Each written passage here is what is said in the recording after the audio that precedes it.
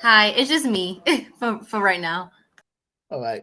Good evening. This is Charles with the Exodus Logistics Learning Center, America's #1 dispatcher and freight broker training. Tonight is Wednesday, the 12th of November, 2025. This is our Wednesday edition of our dispatcher training. We have a new student on tonight, Selena, and then of course Mr. Ellis is here. What's up, Mr. Ellis? How you doing? All right, all right. All What's right. going on, boss? Got WD Reynolds is in here. I think that's the hubby. Is that your husband, Selena? No, no. His name is Dominic. Okay, so we got another new person in Reynolds. Got Damon coming in. WD Reynolds. Reynolds the third, Damon. Okay. So do some base training because we have some new students in here tonight as far as navigating. Selena, have you had a chance to navigate the back office portal here? You have access to the portal. I actually looked around, but I don't think I actually went in the portal. I don't think. So what you see on the screen, are you on the computer or your phone? Oh, I'm on the computer, but that part don't look really familiar. So you But have I did went on the website and clicked on a couple of things, but that don't look really familiar. I think I okay. did click on it. It just looked different on your screen, I guess. I don't know. Okay, so does this look familiar? The homepage of Yes. the site? Yes. Okay, let's see. Hey, Ty. So from the homepage of the website, we got Dispatcher 101, right? Yes. And then we have main menu portal. That Oh, should okay. Yes, I did not click on that part. okay, so try that because we want to make sure you have access to that because that's what the whole email and password my wife sent it to you have to be set up for to have an email and password. So when you click main menu portal and log in with your email and password, you should come to this page here. Okay. Okay. And are you doing that now? Are you able to do that? I want to make sure you can get in. Yes, I'm about to do it right now. Okay.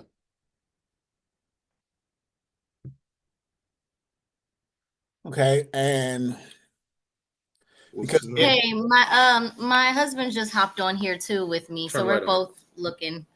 Hey, how you doing, boss? My name Dominic. what's up, Dominique? Dominique and Selena. We got the two new students on tonight. You can turn the screen on. Hold on. Yes, Uh, sir. I'm very excited. I used to be wanting to be a truck driver, but like, yeah, I'd rather be the middleman. It's too much competition out there. I'd rather be given the competition. okay then. Wise words being spoken there. Okay. What's your I'm name again, sir? I'm Charles. Charles. Charles. All right. I'm going on the portal right now. He's just showing me where to go. I clicked on the main menu portal. It's just my computer is acting dumb right now. Okay. Okay. Click twice. Okay. Double click it.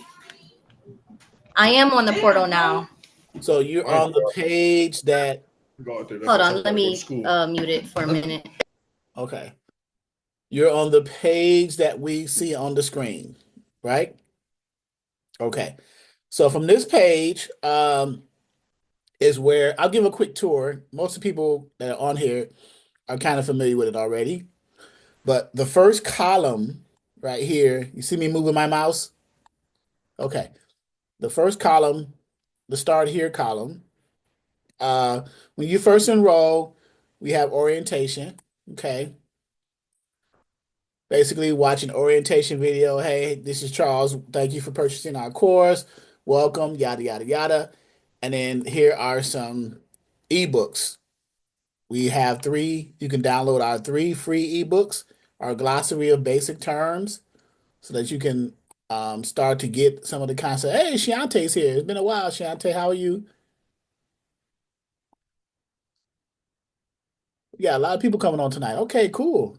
That's good. So this is the orientation page, and then down at the bottom, you can either click back to the top of this page or go to the next page or go back to the main menu page, which is right here again. Next will be business information. Now on the business information page, we do not do your business setup for you, but we kind of guide you and give you some information about how to do that, how to set it up, right? And I didn't incorporate AI technology into it, artificial intelligence technology, AI, like Chat GPT or Cloud or Perplexity or any of those technologies yet, but you could also incorporate that. So for example, if you go to Chat GPT and type in how to register a business in the state of, and then whatever your state is, it'll give you, information about that. But this one is more of a hands-on hard copy kind of thing. Business setup, business plan, resource links, and templates. So that's all on this page right here. The different resources we have, what type of business you're going to have, how are you going to structure it, whether it's going to be a sole proprietor, sole proprietorship, whether it's going to be an LLC, S Corp, C Corp, the legal structures, and we define what they are, right? Business checklists, Secretary of State filings in all the states, all 50 states, and their annual fees, things of that nature. So when you're looking to set your business up, go from there, okay? And the different links. These links, these are hyperlinks. If you click any of these, it goes to those websites, like LegalZoom, for example. You click that, it's going to go to LegalZoom. It's a hyperlink. I created a hyperlink for that, okay? So, and then we have business templates. So the business information page kind of helps get you started, okay? So we'll get to the orientation page, and then we'll go back to the main menu portal. So back in the main menu portal, the Dispatcher 101, the main information or the meat of the training in this portal are what's called the self-paced modules. Okay, there's 4 of them. 1, 2, 3, 4. So as an independent dispatcher, your first concern would be, after you get your business, is getting a carrier, right? You can't be a dispatcher unless you have a carrier, a truck driver, an owner operator to dispatch for. Does that make sense? So, module 1. And each module, mind you, we have information in there. We have quizzes about the module to test your knowledge of that particular module, right? You take a quiz on that.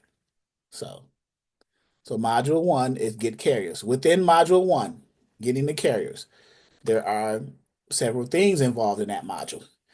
One of the things is, as a dispatcher, you need, if you're going to get let's say I'm a carrier, let's say I'm a truck driver and owner operator, and I'm looking for a dispatcher, and you happen to call me. We have a conversation. The conversation goes well, and I say, okay, well, what do we do next? What do I need? Do you need to send me anything? How do we get connected? How do we get hooked up? How do we contract with each other? Well, we call that relationship the dispatcher packet. Okay, the dispatch packet, right? And the dispatch packet, so these buttons goes to locations on the page, right? So I'll click dispatcher packet. It goes to that area of the page. The dispatcher packet in our trainings involves 3 documents. What are those 3 documents? Non-new students. What are those 3 documents in the dispatcher packet? Anyone? I mean, right here on the page, right here, but I'm just saying. It's the dispatcher agreement, the limited power of attorney. Why are you laughing? No, because I didn't realize you had it up there. I'm on I had to move you to another screen, so I didn't even see it. Okay, so the dispatcher agreement, which is and we have them in for you new students like Celine and her husband here, Dominique. We have them in a PDF version and a Word version, and these are downloadable.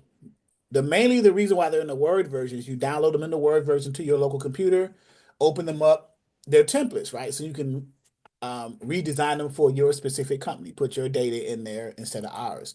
Let me give you an example of what our dispatcher agreement looks like. I just discovered Monday, and this is crazy. I don't care, but I'm just saying, as long as it helps people. But I see the legality of it. But one of the persons that signed up for my mentorship program, dispatching, right? He said I took a dispatch course on Udemy. You guys are familiar with Udemy, right? It's like an online learning thing. So the material that the instructor on Udemy used to teach and sell to them is my material. It's my listen, verbatim. I said, well, what did he teach you? How are they teaching you? He said they're teaching us a dispatch agreement, the the limited power of attorney, and the carrier profile. I said, let me see what it looks like. He opened it up, and this is what I saw. This, literally. I'm like, wow, that's crazy. So someone has went through my course and grabbed the data, which is fine. I don't have a like a trademark or anything. I'm not going to sue them or anything like that. It's as long as you learn, I'm cool with it. So, and as others can benefit, that's fine, right? So, but that's crazy though, right? So, because no one asked me, hey Charles, I'm going to use your materials to create a Udemy course and sell it and make some money. Do you mind, right? No, no one's not done that, right? But I don't have a heart where, and I'm not vindictive where in a way that, hey, I'm gonna go after that person. Who is that person? I'm about to sue them and all this other. I don't have, first of all, I don't have the time, right? So, and then secondly, it's not that serious, right? If you are learning to be a dispatcher off the materials that I'm training people on, then that's a good thing for me. That tells me that what we're showing you guys works, right? So. But anyway, the point here is the dispatcher agreement is one of the three documents that make up our dispatcher packet. What is the dispatcher agreement? It is the relationship and the contract between the uh, the truck driver, the carrier, the owner operator, and you, the dispatcher, right? That's what that is. And it says, hey, here, I'm the dispatcher. Here's my information, my dispatch company name, my phone number, my business phone number, or my personal phone. So let me dispel some myths right here, right? Dispatcher or company name, dispatch company name. If you don't have a company yet set up yet, that's fine. If you can use your personal name, that's fine until you get one. The goal is to get the carrier and start dispatching for them, right? Now you'll look more professional if you have a dispatch company, if you have an LLC and things like that. It'll carry more weight for you, right?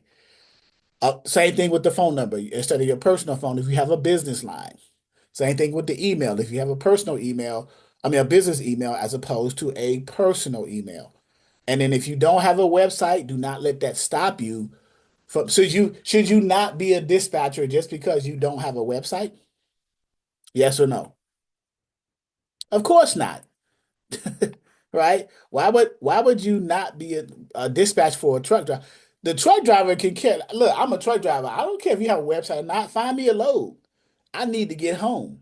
I don't care if you don't have a www dot. You know how some of these truck drivers be talking these days. They don't even understand what a website is, right? Especially the old school truck drivers. I don't care if you got a www. I just need to get home. I need a load. I need a backhaul, right? So it just looks more professional from a marketing and a presentation perspective and a business perspective if you do have one, right?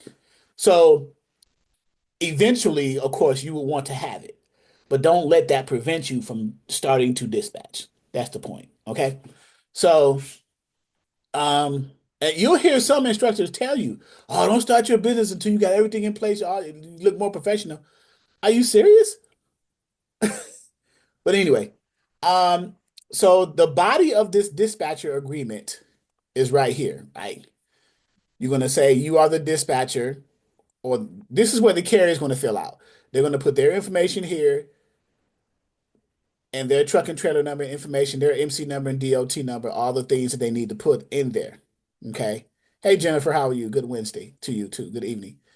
Um, so prior to you, new dispatching service sending this part of your dispatcher packet to the owner operator, your section should already be pre-filled out. Does that make sense? Your section should be pre-filled out with your information already embedded on the document prior to sending it to the carrier. You don't want them to edit and change your information, right?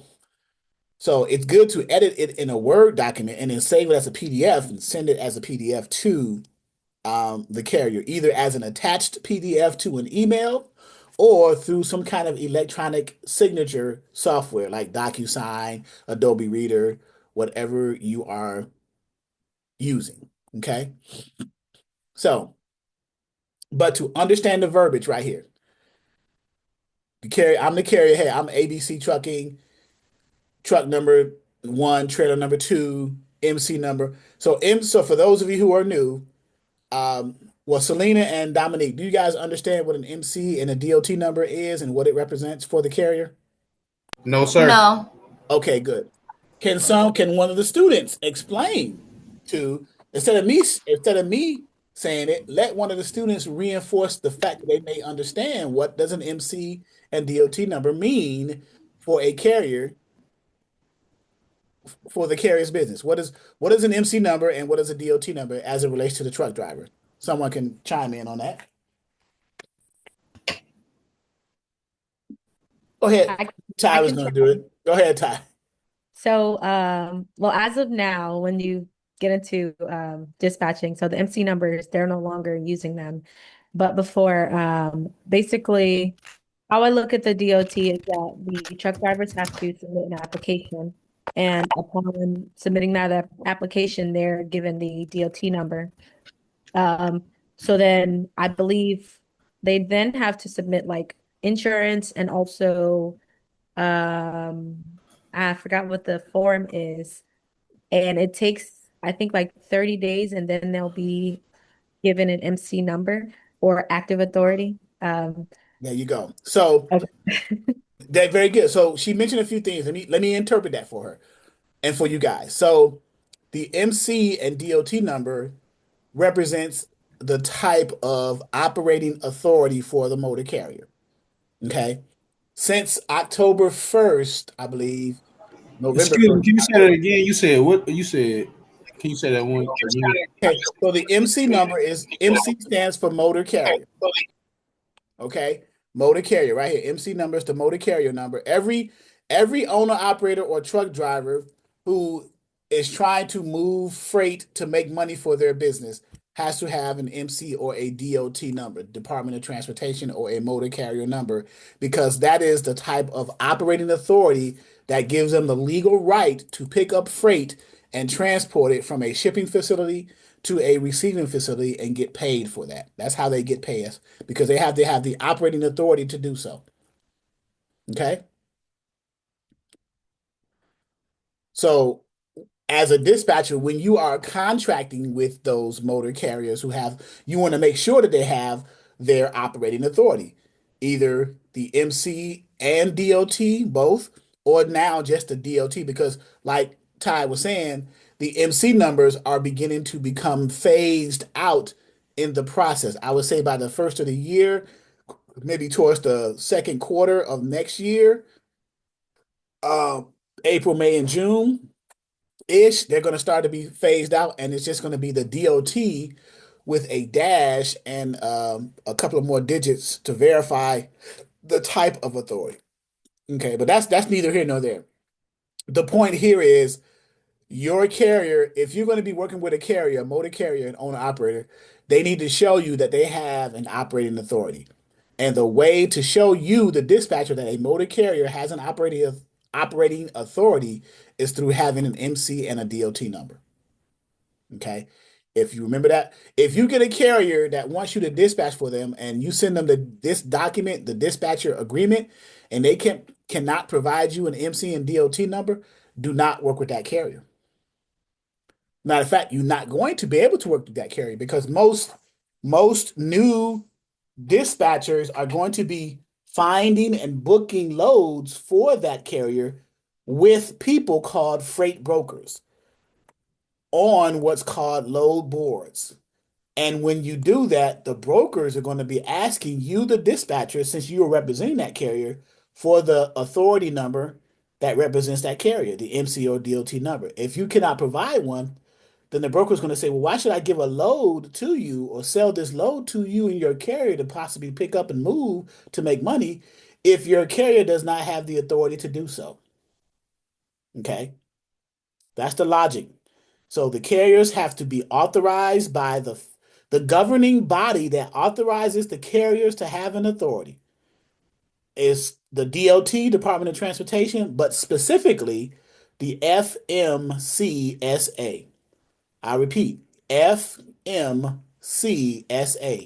Federal Motor Carrier Safety Administration. Can you say that one more time? Which part? The whole thing? No. Sorry, the FMCSH. Okay, so the FM and since I'm gonna type it in the chat too, FMCSA. Okay. Federal Motor Carrier Safety Admin. Admin, I just wrote short. It's administration. Just spell it out. But Federal Motor Carrier Safety Administration. I just said admin for short. But when you pronounce, say administration all the way out. All right. Just I don't want to get carpal tunnel all this typing, right?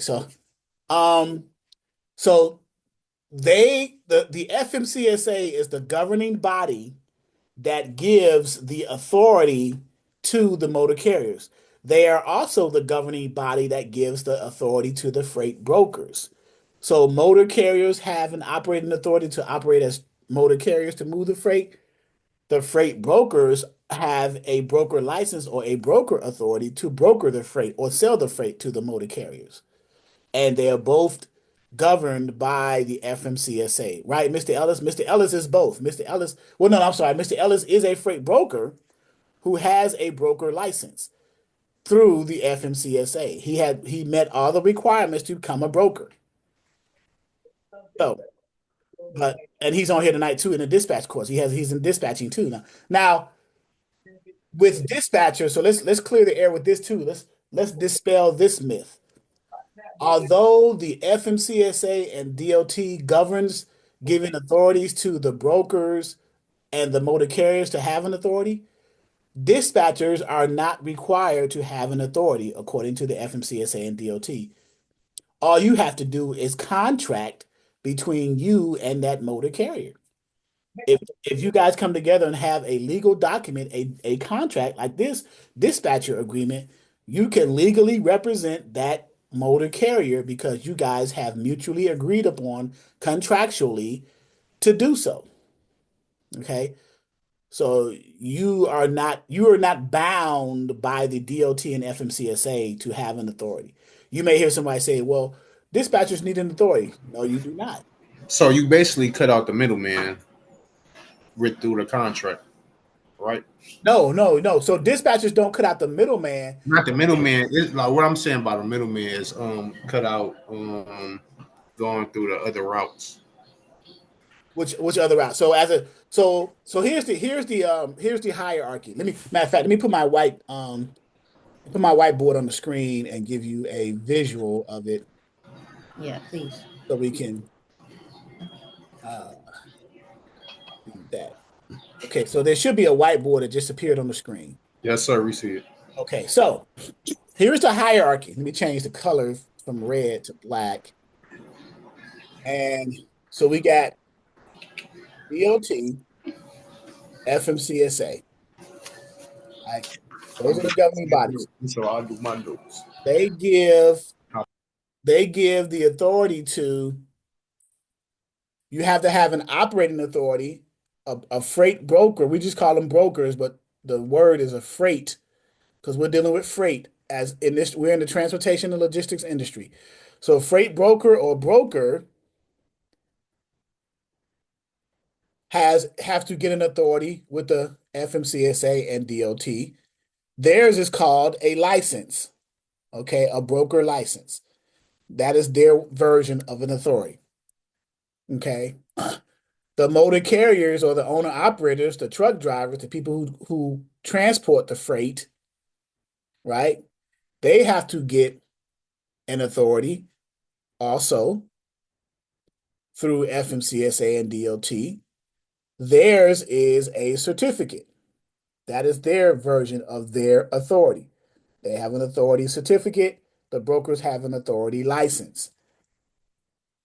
Okay. One more, which is right now not important to you, but you still may need to know it. What's called a freight forwarder. Okay. A freight forwarder. These are individuals who have warehouses. They consolidate freight that's going in the same direction. They consolidate it, put it all together, and put it in the same direction, like um, going on ships or in containers and things like that. And to save costs, right? They send freight consolidated and condensed, if you will. They also have to have an authority, and theirs is called a permit. Okay, three types of authorities. The ones you need to focus on are the first two.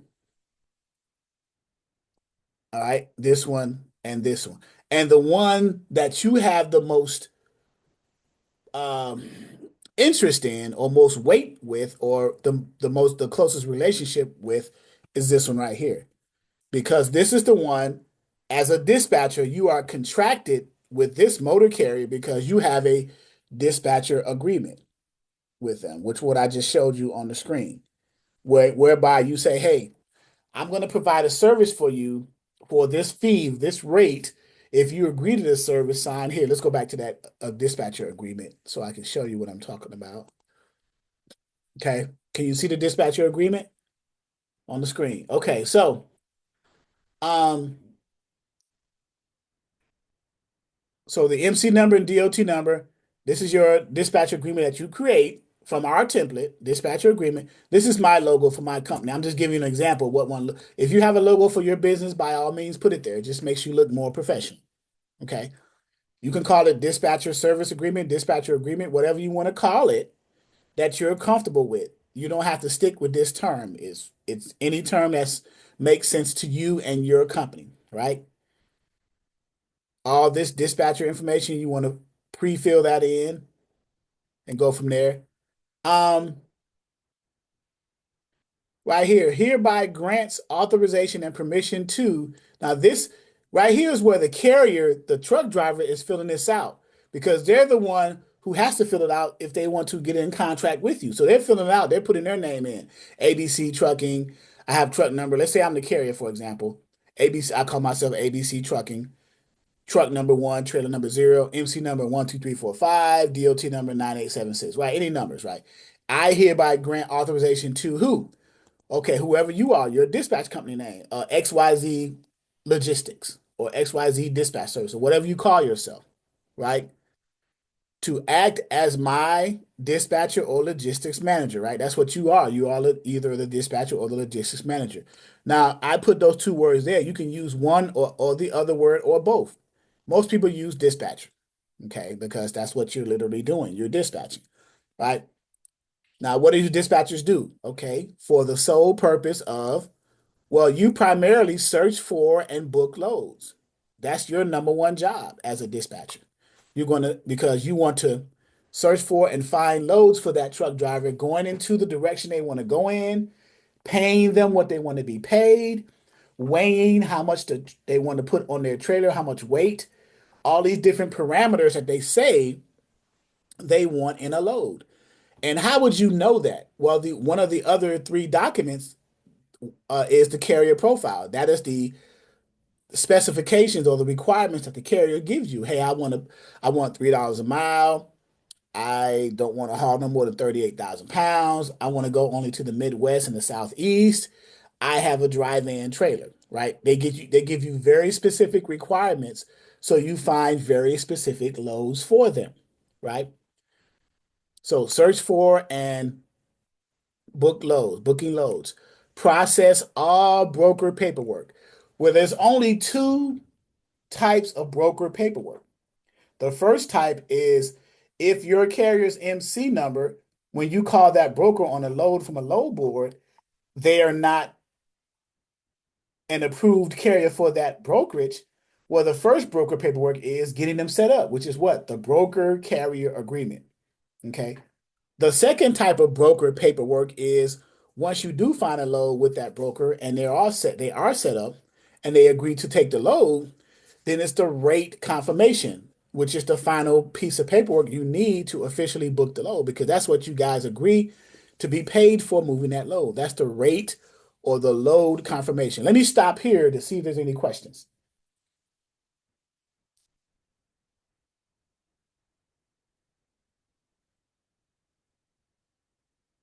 Any questions? I know maybe Celine and Dominique are probably taking notes, but you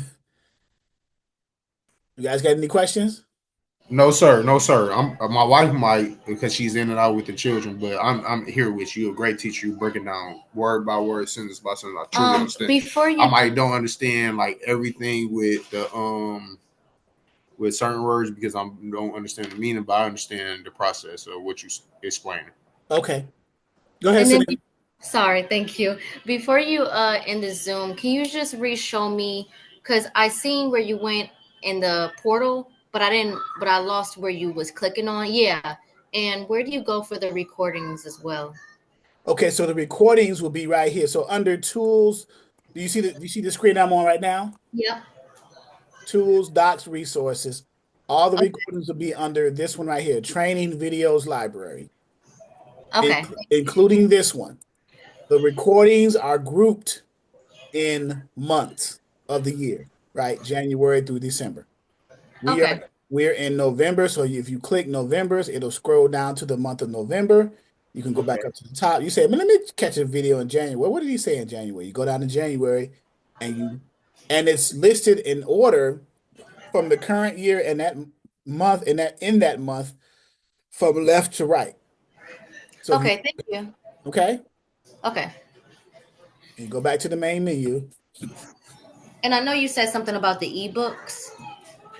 Ebooks are right here, orientation and ebooks. If you go to orientation and ebooks, it'll take you right here to the orientation video and the ebooks page. You can watch the video or not, but scroll down and the ebooks are right here. Okay. I've created 3 ebooks over the 6 years. Dispatcher 101. Are you under a load or looking for a load? Basically showing you how to do it. And then talking about the carrier packets and the rate confirmations, which is what we're talking about now, the 2 types of broker paperwork, the carrier packets and the rate cons, right? Okay.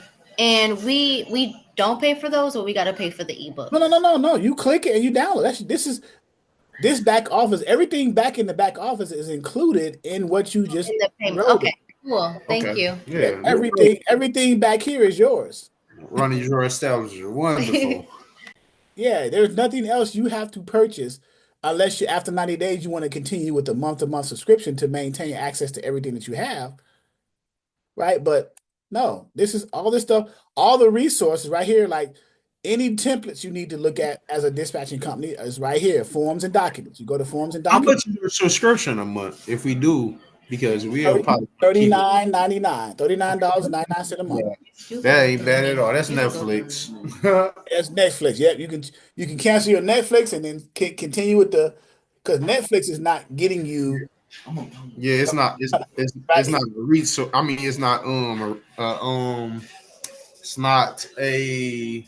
It's counterproductive. Let's just say that. Counterproductive. Yeah, it's counterproductive.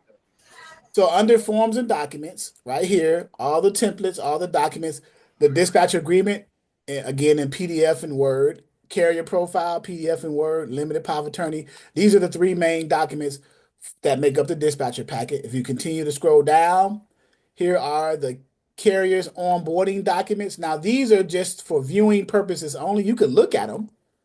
You can even download them, right?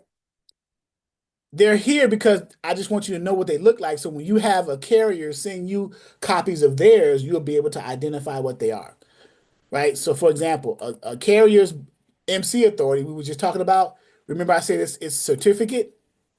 Their authority type is a certificate. There it is right there. This is a sample MC authority. It even says sample. But this is what it would look like. It will have the carrier's information, the service date. The service date for a certificate of authority for a carrier means the date that their authority became active. That's what the service date means. Their MC number will be right here where all these zeros are. Their DOT number will be right here. The name of their company will be right here, and their address and everything will be right here. Their authority type will be right here. Most carriers you're going to be working with are going to be common carriers of property except household goods. You might want to remember that. Right? They are going to be a common because the common carriers of property, except household goods, are the carrier types that move freight of all kinds. FAK, freight of all kinds, general freight. They can move any type of goods. So they fall in the category of a common carrier of property except household goods. What are the other carrier types you ask, or the authority types you ask for a carrier? There are four. There are the common carrier, which is right here. There is a contract carrier. There is a passenger carrier. And then there is a household goods carrier. The carriers or the owner operators, the truck drivers that you want to focus on, again, are the common carriers of property except household goods. Why except household goods, Charles, you ask, right? Because I'm sure that's a question. Why are we going after common carriers except household goods? Because you don't want to be dispatching for carriers who just household goods are goods in your house, like in the kitchen, living room, like moving companies, right? You're not going to make a lot of money dispatching for a carrier who moves goods for moving companies like Atlas, Covan, Mayflower, these large moving companies, right? You want to dispatch for carriers who are OTR carriers. What is OTR? Over the road. Over the road carriers. They're out there on the roads. They move. They're interstate carriers. They cross state lines to get their freight to and from shippers and receivers. Those are the types of carriers you want to focus on because the more miles your carrier run, potentially the more money you make, or the more money they make, and indirectly you make because you are charging a percentage to dispatch for them, right? So that's the logic behind the type of carriers you want to dispatch for. It just makes sense, right? The other ones, passenger, contract, and household goods, you can't make as much money as you can with the common carriers. All right. So get out of that. Continuing down the tools and resource or documents portion. I'm sorry, And can I stop you for 1 minute? yes, certainly.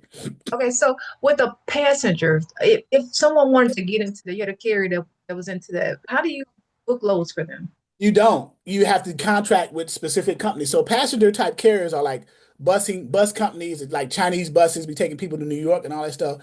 Limousine services, things like that. Those are passenger carriers. So you have to have different types of insurances and stuff like that. You don't there it's very rarely you're going to see passenger type carrier loads on a load board. Most loads on the load board you're going to see are for general freight common type carriers. So that's another reason why you should focus on those types of carriers because the loads you're going to see on the load boards are 90% of the time, if not more, for the common carrier types, right? So they don't have. Okay, I have one more question. Go ahead, certainly. Go ahead. Okay, so if you have a new carrier, who's been, they've got their authority and everything, but they don't have the physical copy, can you work with them still if they don't have it in their hands?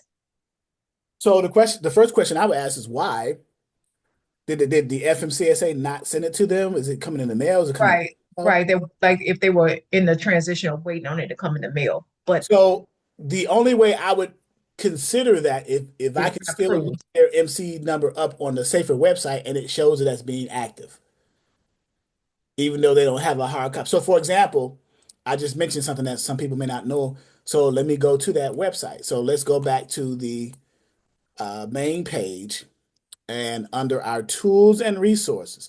So you guys are going to get used to navigating around this at some point. Like over time, over your 90 days, you're going to be like, man, this is because there's a lot of information on here. So in our tools and resources that we use for dispatchers, we have a bunch of resources and tools that you can use to help you in your journey as a dispatcher. One of which is under the tools and resources under trend lines and safer. Safer, which is an acronym, SAFER, Safety and Fitness Electronic Record. It is a company snapshot that is created by the FMCSA and DOT. You could look up any company that has an authority based off of their DOT number, their MC number, or the name of the company. So what Stacy was asking, well, can I dispatch for a carrier who doesn't have a physical copy of their paperwork because you want them to send that to you, right? So, but if you can look them up, let's say you look up a company, ABC Trucking, or whatever the name of the company is, and it shows that they have an active authority, right? You look them up, like right there. I just looked up a company, it's MC number. I click the MC radio button and then put in I just have a random one in there. And then when you come to this page, once you hit search, and it shows their entity type is carrier and their status is active, and they have an MC number, right, and a DOT number, that means they're active. What I would do is take a screenshot of this and print it out. And I have my physical copy from me right there because this page right here is the FMCSA. This is the end all be all. If you cannot verify an active authority from the FMCSA website, you can't verify from anywhere else because that's the only place. This is where all load boards and other third-party companies is pulling their data from, is the FMCSA's website. Everyone is pulling their data from FMCSA. Everyone. They may pretty it up, make it look good, but the data is being scrubbed from the FMCSA's website. Don't let anyone tell you anything different. If you can't back it up with the FMCSA website or DOT, then that's a cause for concern. That's a red flag. But to answer your question, yes, if it shows that they're active, again, I would take a screenshot and print that out and have my hard copy until they're able to send you their certificate, their FMCSA authority certificate from the FMCSA. But you can still work with them because you can just still call the broker because the broker is still going to look them up. You're going to give the broker the MC number. They're going to look them up in their system, which is scrubbed against the FMCSA. They're going to type it into their software, ABC123 or whatever their number is, and it's going to show either as active, pending, suspended, revoked, or whatever, right? But it's going to let the broker know whether or not they can work with that carrier. Okay? Ty. So I actually have two questions. The first one, I remember last week we were talking about the ELPs. And so I know so I think the website that you use, I think it scrapes from the FMCSA. I'm wondering, do they show the ELPs on the Safer website? Not yet, because the ELP concept is just coming into fruition because of Okay. the Trump administration. ELP is what is it? Like English language. Yeah, English language proficiency. Yeah, English language proficiency. They're starting to require motor carriers. If you're going to be operating a commercial vehicle as a motor carrier, then you should be able to speak proper English in order to be communicated between you and that broker and you and the consignee or the receiver that's receiving the freight. If you cannot do that, then they're not going to allow you to continue to run. So ELP, you have to be what's called ELP compliant, right? English language proficiency. You must speak English. So we got a lot of foreign, like Indian, Pakistani, Hispanic carriers that don't speak. They're good people. They just don't speak the language clear enough to be translated by the person receiving it, right? Now, is that fair? That's up for debate or not, right? So, but that's what's going on. The reason behind it, I'm not really sure. It could be some fatalities. I'm not sure, but English language proficiency. I'm putting it in the chat so you guys can see it. But they're coming out with that ELP.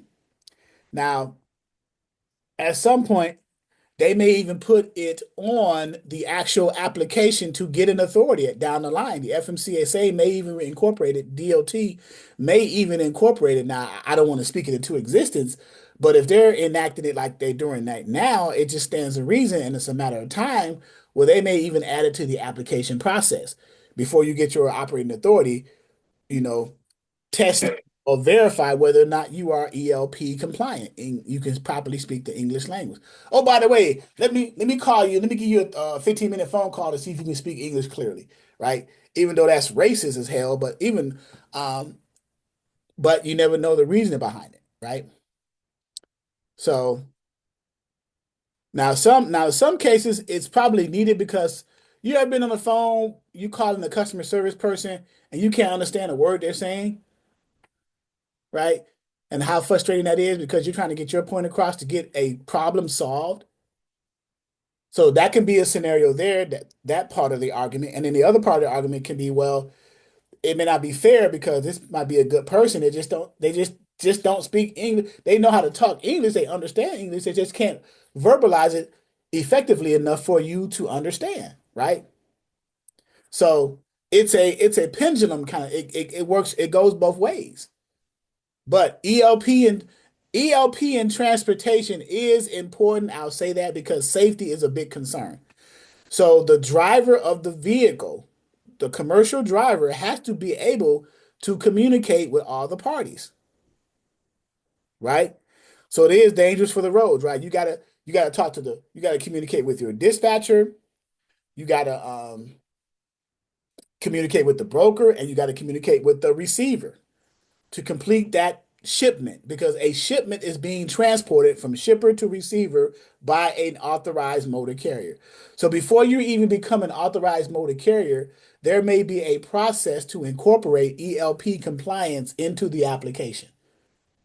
So now this is just maybe another thing for you dispatchers to look out for. Now, when you're going after carriers, you may have to do some kind of pre-vetting, I guess, to see if your carrier is ELP, right? English language proficient.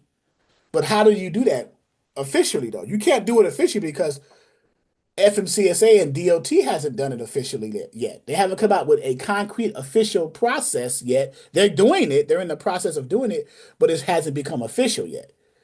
It's just up in the air. So something to keep in the back of your mind when you're going after truck drivers and carriers, just make sure that you guys can have a good conversation with them, right? That's all. Just when you call them, just have a conversation about it. Make sure that they understand what you're talking about, and make sure you understand what they're talking about.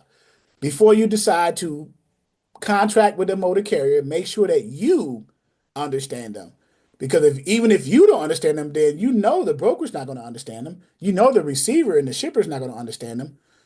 So if they can't get past you, then that's a red flag. You probably don't want to consider them as a carrier. Okay. So I think Ty, you had two questions, Ty, I think you had, or was that you? Yes, I have another one. So this one's going to kind of shift the conversation a little bit. So I was kind of reading a little bit about backhauls, and I've been seeing that a lot of drivers don't like them. So I'm just a little confused on what they are and also like why drivers don't like them. Okay, great question. So, and before I move on, I want to make sure that Reynolds, WD Reynolds, and Selena and Dominic, you guys are okay so far? I don't want to lose you guys. Okay, so backhauls. All right, so let me open up a load board.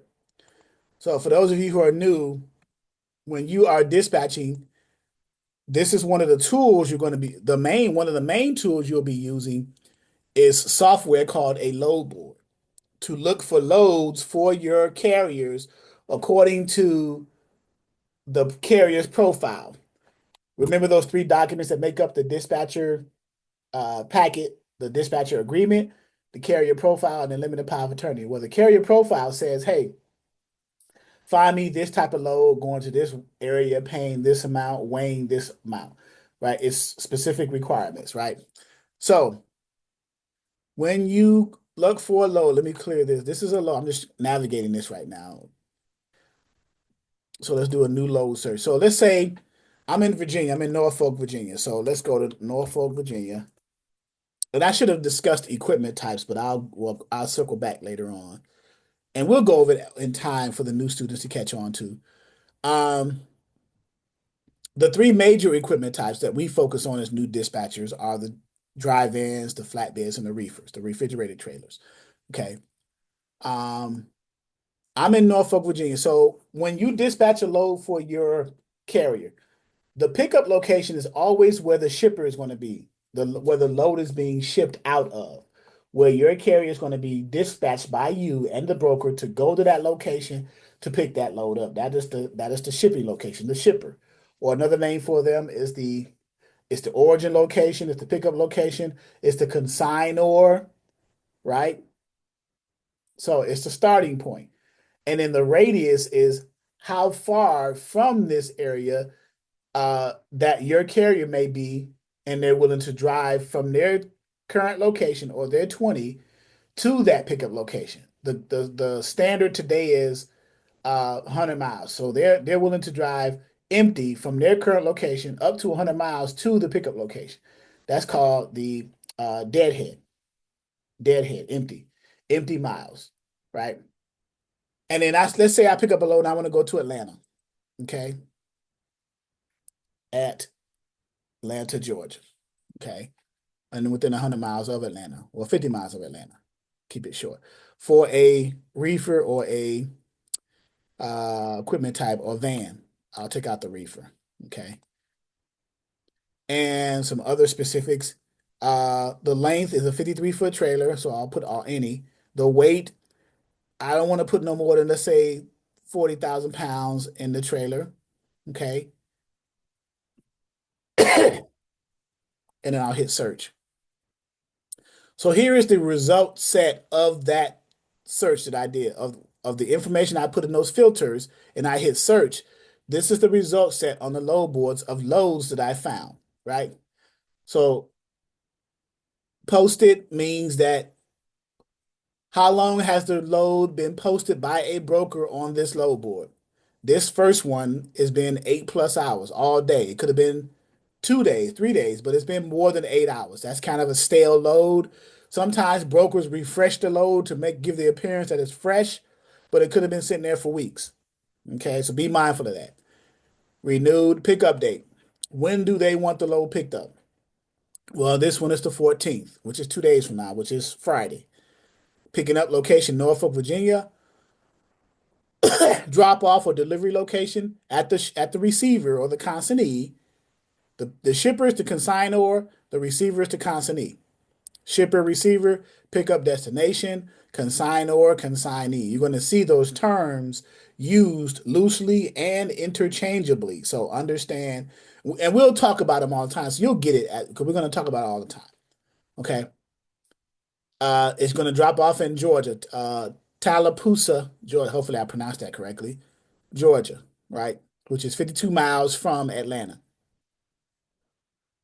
The trip miles from pickup to delivery location is 625. The rate that the broker is paying, they didn't post it, so there's nothing there. But the rate check says that, okay, well, what's the average for this lane? What is the average from other brokers paying on average? So that's kind of a gauge for you to measure that by. Well, they're on average is paying $12.71, which is $2.03 a mile. Okay. And then the equipment type, we just said it was a dry van. And the size, well, TL, it's a truckload. It doesn't give the feet. Typically, it's 53 feet, but it does give the weight, 22,742 pounds. And then the broker that posted the load is Jarrett Logistics Systems. So that's how you read horizontally across a record in a load board, right? What I'm going to do is I'm going to put the load in order of rates, posted rates from top to bottom, right? So rates, just keep clicking it and it goes back and forth. But Ty asked about backhaul. So what a backhaul is, let's say I go from, in this example, from Petersburg, Virginia, down to Lithia Springs, Georgia, right? I deliver that load. I need another load, right? If I'm a carrier, I want to continue to run because I want to continuously make money. Does that make sense? I just don't want to do one load and stop. I want to get a load like this one, Petersburg to Lithia Springs, Georgia, deliver that load, and then I need another load coming out of that area or somewhere near that area, going else either back to Virginia or somewhere else, right? That is called a backhaul. When you deliver to your first location, your destination in Lithia Springs, Georgia, but you need something else coming out of there, right? And you either go back to the Virginia area or you go somewhere else, depending on where you want to go and what pays what. Those are backhauls, or we call them backhauls or reloads. Okay, reloads, another load, right? So I don't know why carriers say they don't like it, because most carriers love backhauls because it keeps them running continuously and they're making money constantly and their wheels are turning. No carrier in their right mind wants to move one load and just sit for a few days. You're losing money. Each day you sit, that could potentially be $500 to $1,000 a day for the carrier. So Go ahead. one of the guys, he said that it was an excuse to cut the rate and backstab the owner operator. So who said it? He said who cuts the rate? So I don't, so this was I had posted this on a TikTok, and it kind of got them talking. Okay, And so what he's saying is he thinks so backhaul usually, if you're going back in the same direction of your original pickup, like in this example, if you're going from Lithia Springs, Georgia back to Petersburg, backhauls are usually paying less than the line haul. The line haul is from Petersburg down to Lithia Springs. That's a line haul. From the original pickup to destination is a line haul. A backhaul is from Georgia back to Virginia. And that usually does pay a little bit less. If you can get a different load going in another direction, let's say Georgia to Texas, it may match the Virginia to Georgia load or maybe more. But if you're going directly back, an official backhaul is literally going back to where you picked up the load from, Petersburg or the surrounding areas. And they are right, it does pay a little bit less. The only thing it does is kind of offsets the fuel costs a little bit, but you're still making money. I'd rather make something going back than to ride back empty and burning fuel, and I got to pay for it out of my pocket, says the carrier, says me, the carrier, right? So backhauls, you're going to make money. You may not make as much line hauling from Petersburg to Georgia. You may not make as much backhauling from Georgia back to Petersburg, but you're making something. And you're covering your cost of fuel and you make a little profit, right? So I get what he's saying, but it depends on the market. It depends on the equipment type they're hauling, and it depends on the direction they're going in. So there's several variables. Most people make those statements not understanding the industry that they're in. You have to factor in a whole lot of things before you make a blanket statement like that. Well, I don't make money on backhaul. They're trying to rob you and all this other stuff, right? Makes sense. The carriers were chewing me up with. I wish I was there. I would have just made a few statements and they would have just shut up. Like, what market are you in? Where are you heading? What's your cents per mile? You know what I'm saying? I would have just, I would have used diplomacy, but yeah. So you guys know what diplomacy is, right? It's telling the person to go to hell in such a way that they look forward to the trip. So, but yeah, yes, I don't like truck drivers who think they're seasoned and then take advantage of, because a lot of truck drivers, let me give you this myth. Well, not a myth, but let me give you this fallacy, I guess. A lot of truck drivers don't like dispatchers because they think dispatchers are trying to, well, for the most part, dispatchers who are not part of this training don't understand how to properly dispatch the carrier. They go in their pockets. We try to get the money from the broker side. We do not attempt to get the money from even though we're contracted with the carriers, we get the money from the broker side when we negotiate a higher rate and we put our percentage or whatever our fee is on top of the new negotiated rate to get more money from the broker side.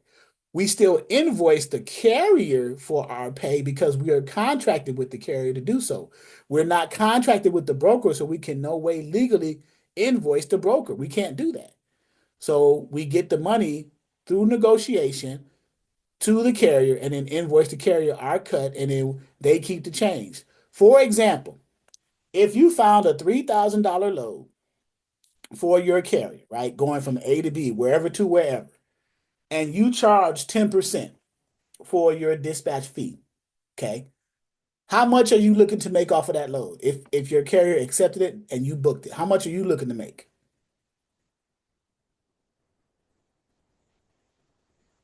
Anyone? If it's a $3,000 load and you $300, very good. Because 10% of 3,000 is $300. You just booked the load for $3,000, you made $300, right? So what you're going to do, you're not going to charge the carrier $300 and they're going to get paid $2,700, right? You taking the 3,000 from the 300 from them, right? Which is 300 from 3,000, it leaves 2,700 to the carrier. No, when you call the broker, you're going to try to book that load for 3,300, 3,500. You're going to put your 300 that you're looking to make on top of what the broker is selling that load for. You're going to negotiate a little bit more money. Now, you don't want to go too high to out negotiate yourself, but you say, okay, well, I got a carrier empty, and this is you talking to the broker as a dispatcher. You say, hey, Mr. Dispatcher, our carrier is empty right now. They're ready. They're going in that direction. I see you have this load here posted for 3,000. We can do it right now for like 35. What do you say? Give us an extra 500. Help us with the help us offset the fuel. Is this a line haul? Do you have a fuel surcharge incurred or in part of this?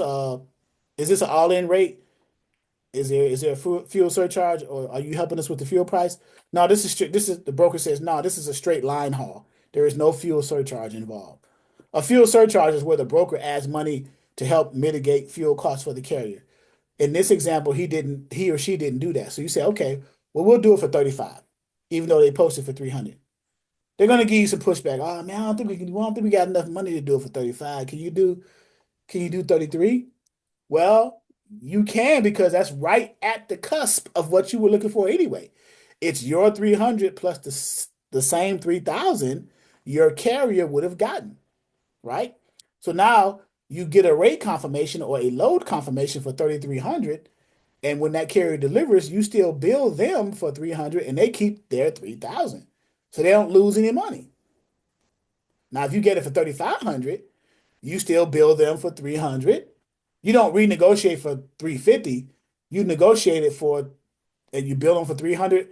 They'll give you 300 and they'll keep 32. An extra 200 goes to any extra money goes to the carrier. Always, always, always. Right? We have a slogan here for you new students. Never step over dimes to chase pennies. Okay? Because the carrier will see that you're going after you nickel and diming them. Guess how long you're going to be in a relationship with that carrier? Not very long. So what happens when, so in having that, taking that strategy, will there ever be times where you really, because we're trying to negotiate to get our cut off the top, will there be times where it's difficult to find loads for them? That's a very good question. And that's the only time. Your question is this. What happens if a broker is firm on the rate and you can't negotiate to include your percentage, right? So, for example, this example here, the $3,000, and you trying to get it to 3,500 or whatever. Broker says, "Hey, we don't have any more money in that load. We're firm at 3,000. Take it or leave it." You go back, you the dispatcher, communicate that with your carrier and say, "Hey, the broker is firm at 3,000. I tried to negotiate my money on top of that. They said no. Mr. Carrier, do you still want this load? Yes or no?" If they say yes, then you have to explain to them, well, understand that I, as a dispatcher, still have to get paid. My $300 is going to be deducted from the $300. Do you still want this load? Right? You have to be clear as mud, clear as day, right?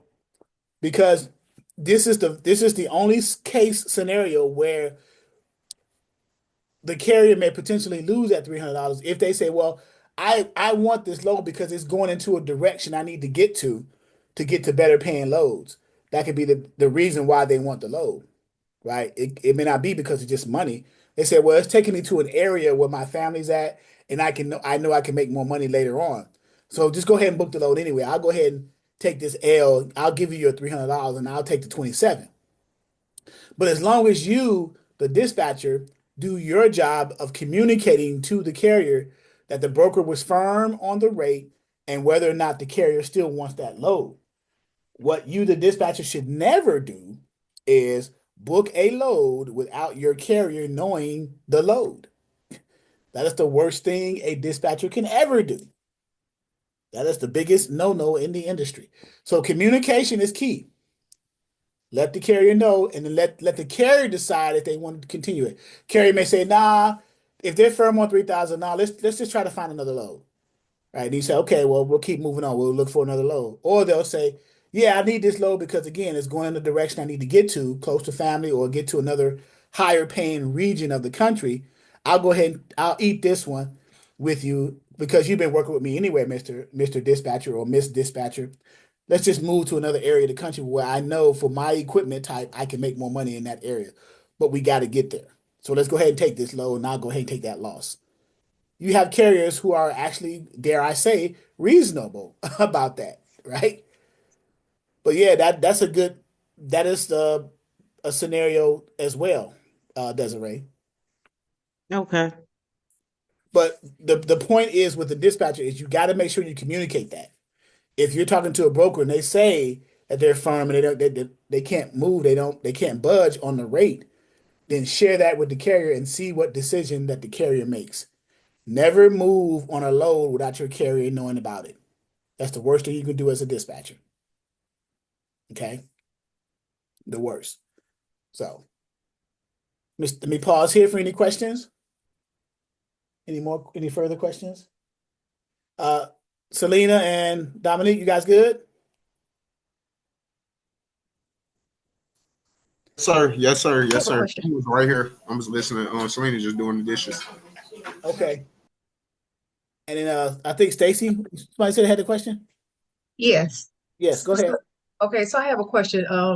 The term nickel and diamond, the periods. We don't want to do that, but I have a question. If you charge 10%, that's your fee, and you have a carrier that comes to you and say, "Well, hey, I have two or I have four trucks." How would you?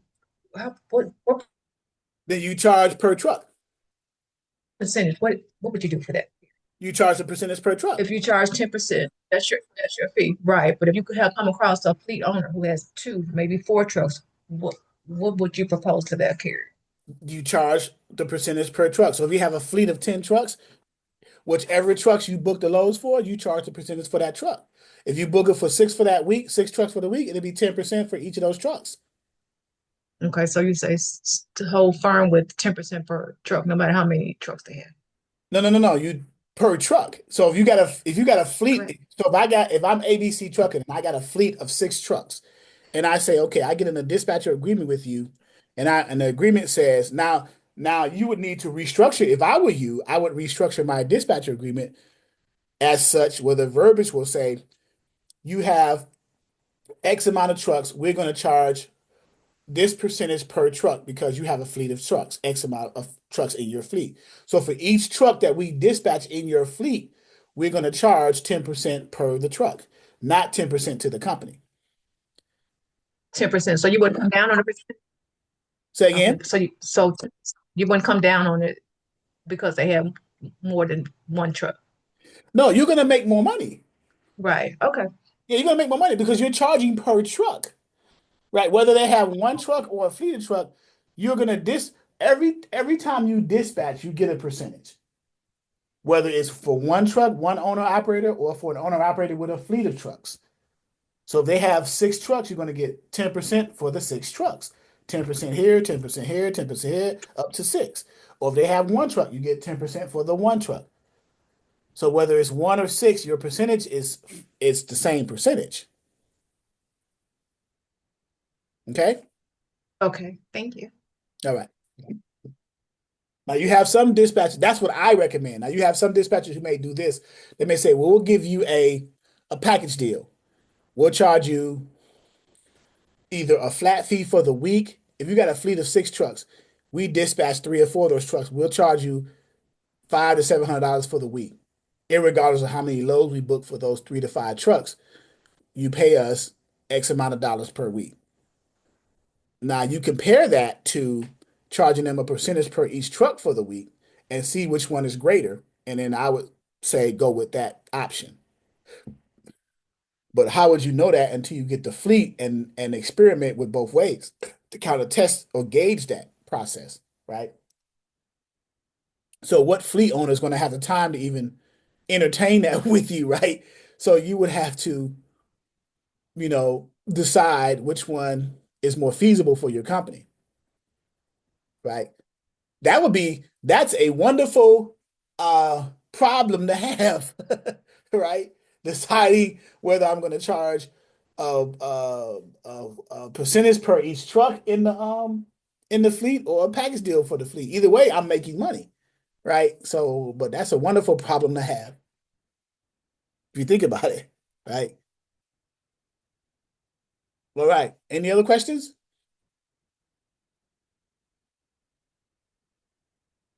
You good? Okay, so we were navigating, right, in our portal for the new uh students, right? A little bit. Let's go back a little bit. I know this is review for some of you guys, but we were at module 1, getting the carriers, right?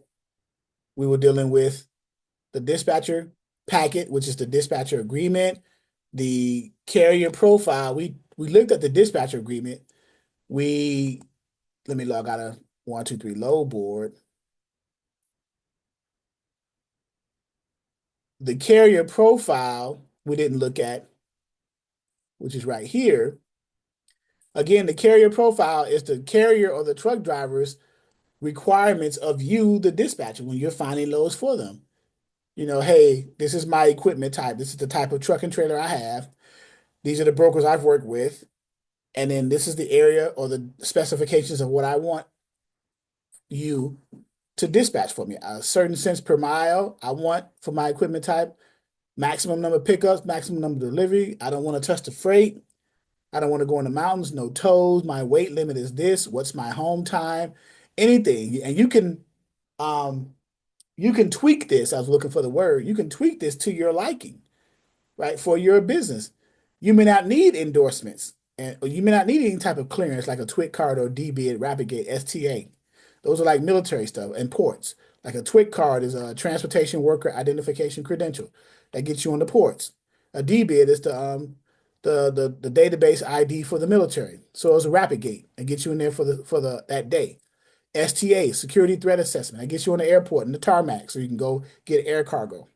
STA, security threat assessment, right? So, or a SIDA badge, SIDA. So, those are different clearance types. You may not be dealing with carriers with those, okay? More than likely you're not. When you first started off with your carriers, if I were you, I'd probably take these out and I'd probably take the endorsements out. You're going to be dealing with general freight carriers over the road, right? So I wouldn't even have them in my carrier profile, right? Matter of fact, I probably should take those out so I won't confuse you guys. I'll probably edit that and take those out.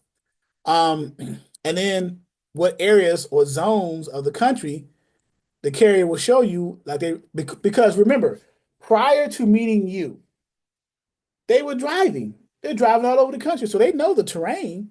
So they're going to tell you, they're going to help you out by giving you clues and hints. Well, I like to run in the Midwest because it pays more for my drive-in. And then, well, we have here Midwest, and we have the states abbreviated and listed in alphabetical order.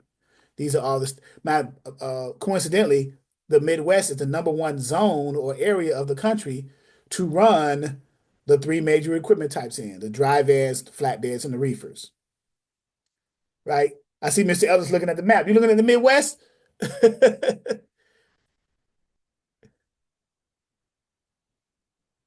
I can't hear you. I couldn't hear you. I'm sorry. You looking at the Midwest? Oh no, I wasn't. I said, but I could. Yeah, so that's a big terrain. You can eat alone with a drive-in, a flatbed, or a refrigerated trailer type of equipment for a carrier in the Midwest alone if you know how to dispatch them correctly. And we will do that over time, showing you the different strategies, tri-hauls, back hauls, multi-loads, different things like that. The #1 region is or the #1 zone is the Midwest. #2 is the Southeast. You know, the Georgias, the Floridas, Alabama, North of South Carolina, Virginia, where I'm at. In Virginia, I'm in the southeastern part of Virginia, Hampton Roads. And in the Southwest, like with Texas, mainly the Southwest, New Mexico, Arizona, Louisiana, Arkansas. So this is on the carrier profile. This is the requirements. The carrier fills this out, letting you know what their requirements are. It's up to you, the dispatcher, to meet the requirements to the best of your ability. Now, will you be perfect with this? Of course not. That's what learning the process is all about. Over time, you'll get better and better, and your carrier will be satisfied with that. Okay. The other document that makes up the 3 documents in the dispatcher packet is the limited power of attorney. Don't let this confuse you. It is not legal jargon, right?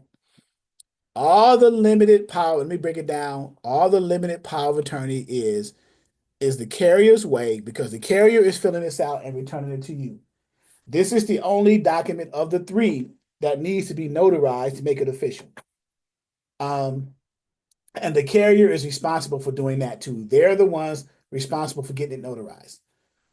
All it is a document that says the carrier is giving you power to represent them when you are onboarding them with the brokers and booking the loads with the rate confirmations.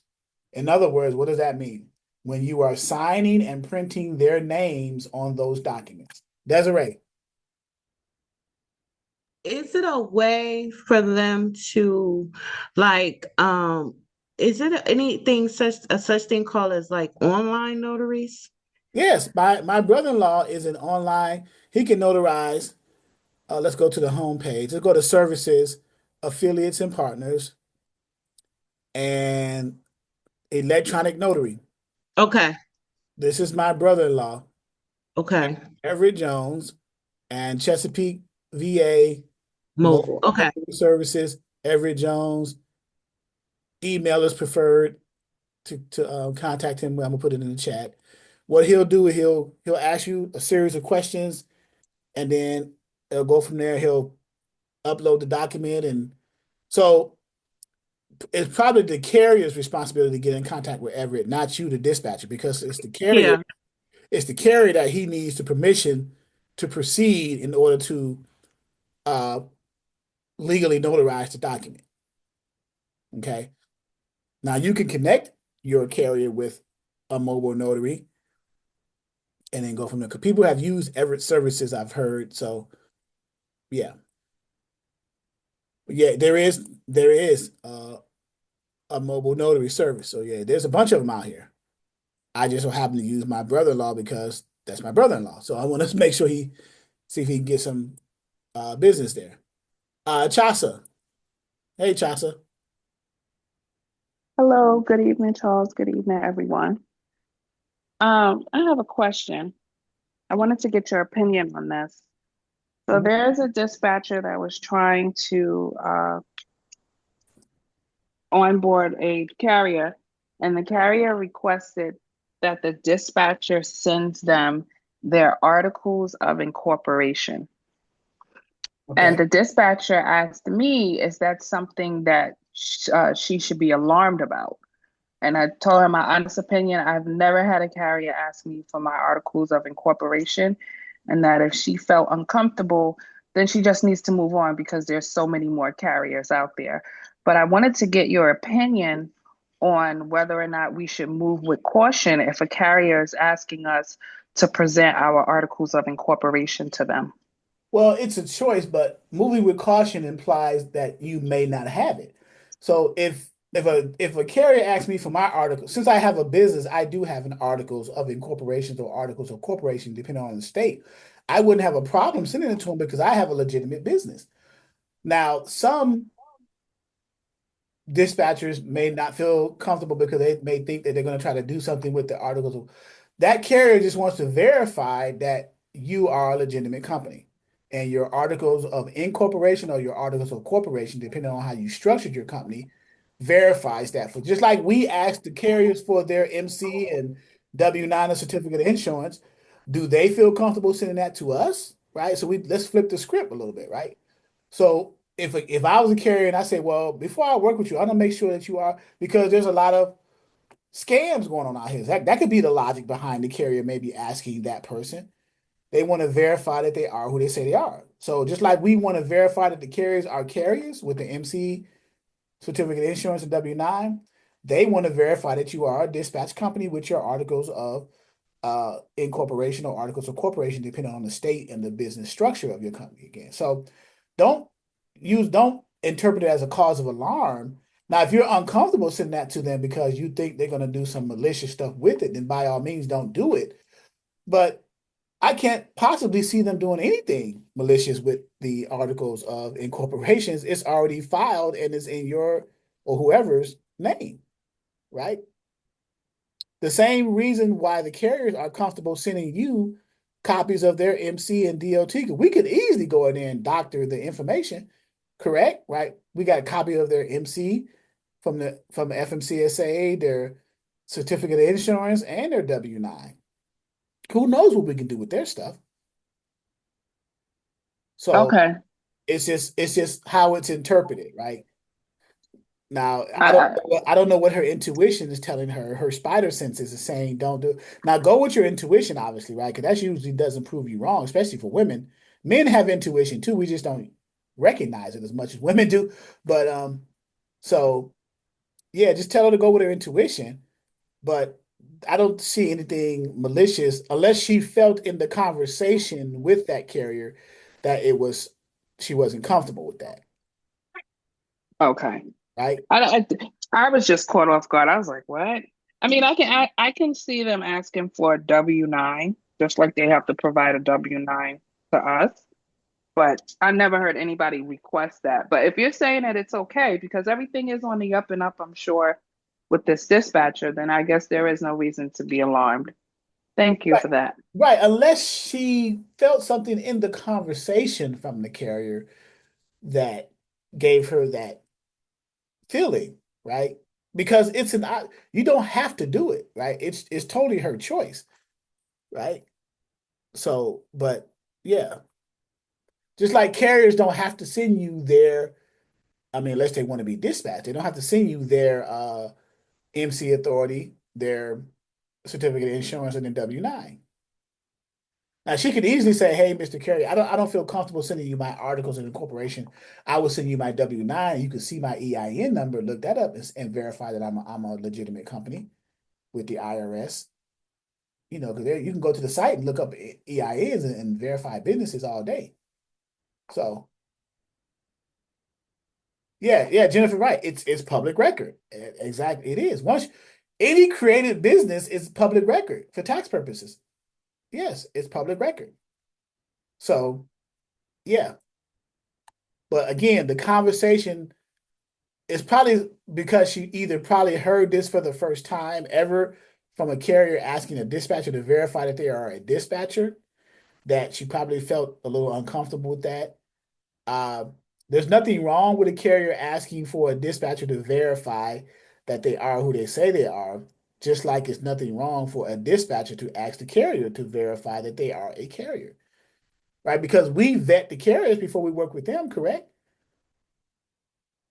So, but yeah, tell her to use her judgment, use her intuition, and then you know, go from there. It could be the conversation, how the conversation went for her that she felt a little uncomfortable there. But do you guys follow that? That's a good question though, Chasa asked though. Do you guys understand? Yes. Do you mind if you jump back over to power of attorney? Sorry, I apologize. I just didn't want to cut anybody off. No problem. So the limited power of attorney right here is where Jacqueline, you got your hand raised? The limited power of you're muted, Jacqueline. I'll come right back to you. The limited power of attorney is where the carrier gives you, the dispatcher, permission to represent them in matters of, because as a dispatcher, you want to be booking loads for your carrier. Booking loads means that when you call the broker and try to book that load for the carrier and that carrier's authority number does not show up as part of being an approved carrier for that brokerage, you have to get that carrier qualified and set up with that brokerage. Well, part of that process is filling out the broker carrier agreement. Well, the limited power of attorney by the carrier to you says, I give the dispatcher permission to sign and print my name on the broker carrier agreement when they're filling it out, trying to get me onboarded and set up with any and every broker.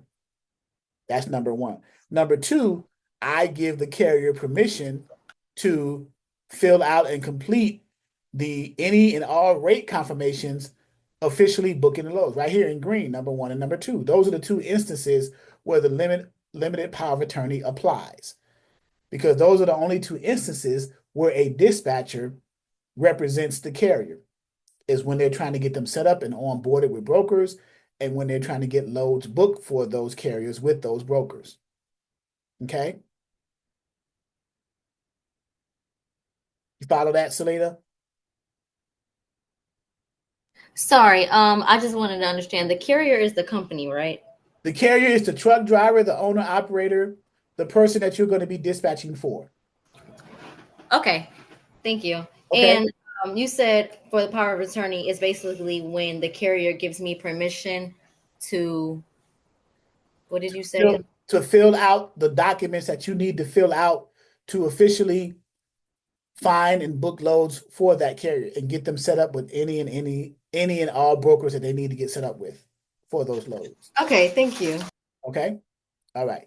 I saw Jacqueline's hand, but I see Stacy's hand now. Go ahead, Stacy. Yes. Okay. So I want to go back to Chaucer's question regarding the proof if they the dispatcher is a legit business, right? Right. And I do understand what you're saying, that you questioning me, I want to question you. We're doing business together. But as a dispatcher, are we actually gonna collect IDs of the drivers to give that to the broker? Or how does that work? You can as part of you onboarding or getting your dispatcher of getting your carrier set up with your dispatching business, you can require the carriers to send you a copy of their photo ID so you can have it in your system internally. Now, some brokers ask when they're onboarding carriers, some brokers ask for photo IDs of the driver of the truck. Sometimes your carrier may not be the driver of the truck. He may have a driver and he just owns the company, and he may just have a driver for that company. So it is in those instances where. Okay, so go ahead. Does a dispatcher generally get pushback from asking that question? I don't see why they would, because that's just an added layer of security and protection for both sides, right? Because you want to make sure that you have the right person, because that helps prevent like freight theft and things like that. You got the photo ID of the person that's expected to pick up the load, and then someone different shows up. Well, here's a photo ID of the person that should have got it, police officer at the facility. I don't know who the person was who picked it up, right? So that's just an added layer of security and protection on both sides. It shouldn't come to that extreme, but it's always good to have that layer of protection on your side to protect you. CYA, right? Yes. And sometimes you gauge it. It's a case by case basis. You don't want to do it with every carrier, but some carriers you may feel the need to do it based off the conversation as opposed to other carriers, right? Some carriers you talk to, okay, this is a stand-up person. I don't think I need to do this. Go to this. But it's not a requirement. No, it's your company. You make requirements as you see fit. It could be an added layer of security. You could make it a requirement, or you can make it optional. That's up to you and your company. Okay. Okay. Thank you. All right, Jacqueline, and then Chaucer. Jacqueline, go ahead. Back to what Chaucer's original question was. If they want that information, you just give them your business name and they go to the site and look it up, or you give them your EIN number? You can simply give them your EIN number, which is your social for your business. Mm-hmm. Or if you have a copy of your articles of corporation or incorporation, depending on how you structure your company, just send them a copy. It's in a PDF version. Okay.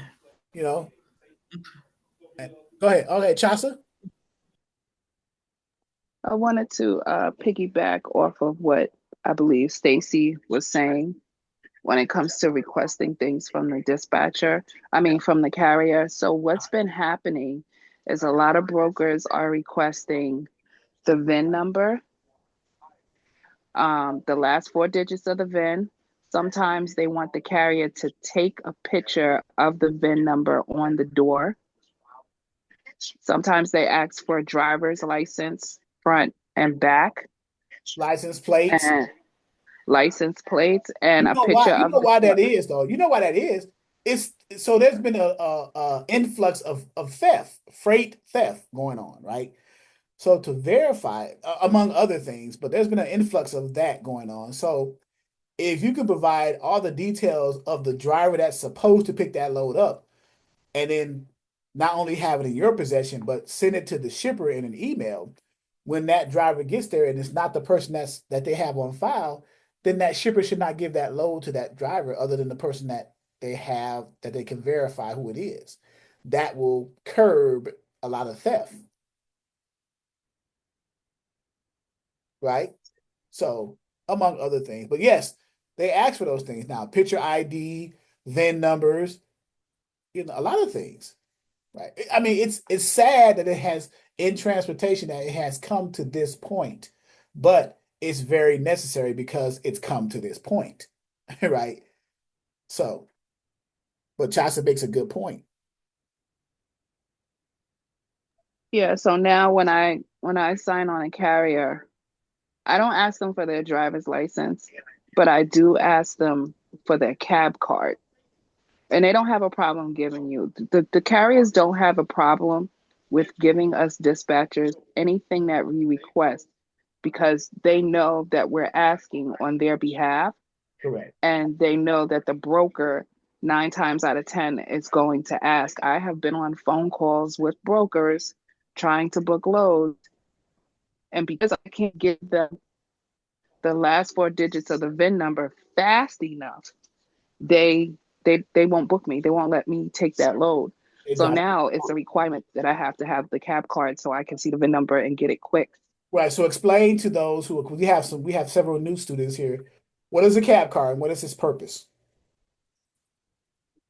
So the cab card basically, the purpose of the cab card shows the information of the truck. Right. And I believe that the purpose of the truck is basically, isn't the cab card like the registration of the truck? It Like shows, when we have a, among other things, yes, it gives the specific details of that particular truck down to the owner, operator, or the trucking company who owns the truck too. So if you can have a cab, it's like getting on the military base or on a port with a TWIC card. It identifies you. It gets you past security, if you will. Right? It's a verification tool in transportation, the cab card. So let's use some AI technology to give you a more specific, right, generalization of what it is, because we can look it up on our trusty dusty. So instead of I used to tell people Google it, right? Now I tell people to chat GPT it. So, because Google has gone away. I mean, it's not gone away, but what is a cab card in transportation? And what does it represents? Right? That seems like a fair question. So, in transportation, especially trucking and commercial vehicle operations, a cab card, short for cab card, well, they say the same thing, is an official document issued by the IRP, which is the International Registration Plan. That's part of having an authority. You have to have an IRP that represents a vehicle's registration authority. Chaucer just said that. And operating privileges across multiple states and provinces. Provinces are Canada. Canada has provinces, the US has states. Okay. And then here's a clear breakdown of it, right? And what it has, what it involves, what it represents, here, let's get to the meat of it. What information is on the cab card? This is probably what you guys want to see right here. Company name and address, the unit number and the truck number, the VIN number, Chaucer just said it, the license plate, the registered weight, just to make sure that they're not overweight, the jurisdictions that they cover, right? Because some cab cars, some carriers can't cover all jurisdictions. If you can cover all jurisdictions, it will say it. Otherwise, it will list the jurisdictions you can cover. Effective and expiration dates of the cab card. And then the IRP, which is the international registration plan, account number, and plate number. So that's what you'll see on the cab car. So that'll help you, the dispatcher, in a number of ways with the broker to verify it's your carrier, that cab card. Okay. You guys see that on my screen? Okay. Yes. So get in the habit, guys, of using ChatGPT until you find something else, like Perplexity or Cloud or AI, Open AI, or any type of, because it can answer a question in seconds, right? So, like, for example, how to start a freight dispatching company with little or no experience.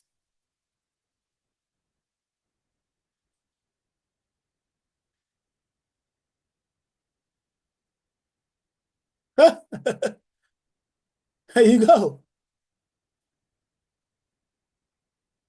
Starting a freight dispatch company with little or no experience is completely doable, especially if you take a structured step-by-step approach. Now, somewhere in here it's going to mention Exodus Logistics Learning Center.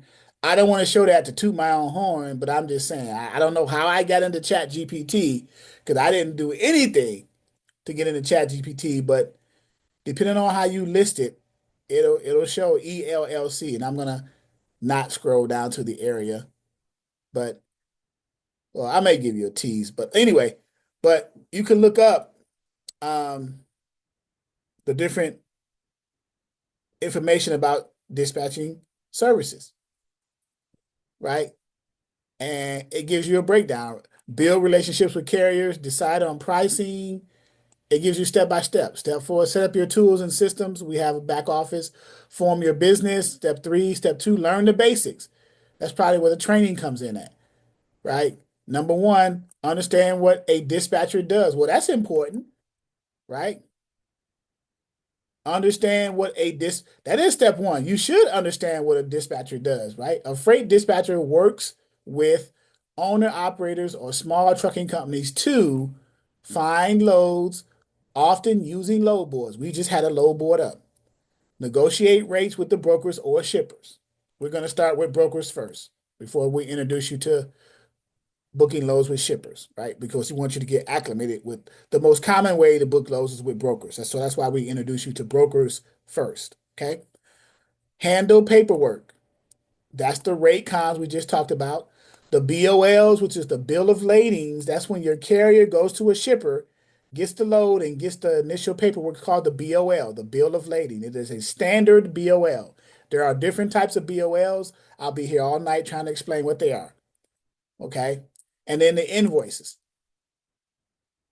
That's now when it comes to invoices, it's either your invoice for your services to the carrier or the invoice when the BOL turns into a POD, that is considered an invoice that your carrier now bills the broker or their factoring company. We'll talk about that later on in later trainings. Okay. Track and communicate during trips. You don't want to bug the carrier, but reach out to them every now and then. Let them know, hey, I'm here. I know you're driving. You got to focus on the road, but just know that I'm available for you if you need anything. You need to talk to me. We want to communicate during the trip. Any issues come up, any delays, let me know so I can communicate with the broker. You want to have that relation. That's part of building a relationship with your carrier, right? That goes a long way. Carriers like to talk and they like that camaraderie. Okay, and then keep drivers compliant and profitable. So if you're not brokering freight, which we're not brokers, so we're not brokering freight, meaning you do not arrange between a shipper and a carrier independently for a fee. You work for the carrier, not as a middleman. A middleman is the broker. You work for the carrier, so you like a representative for the carrier. So didn't I say that at the beginning of the training a while back? That's what we do. We work for the carrier. That's what the contract is for. The broker carrier, the dispatcher agreement between you and the carrier, right? So step 1 is important. You want to understand what your role is. What do you do as a dispatcher? If I were you, I would put this into ChatGPT and then read through this to kind of give you a starting point, right? And then learn the basics, the industry knowledge. That's my job as an instructor, to make sure that you understand these things. The freight types, dry van, flatbed, reefers, hot shot, we go over that in the modules. Load boards, we go over that. Rate negotiation, we go over that. The documents, we go over that. You have that in the back office. You know what rate cons look like. We have a copy of them. Carrier packets, BOLs, invoice, everything in here we have. Regulations, the FMCSA, we already talked about that they run the show. They're the ones who give the authority to the carriers and the brokers. Now, we didn't talk about hours of service tonight, but we will over time, and it's in our resources. And then basic dispatch compliance. Okay. So free low cost learning options. YouTube. Well, I have a YouTube channel. Dispatcher one-on-one training for beginners. Subscribe to it if you will. And then paid dispatch training courses.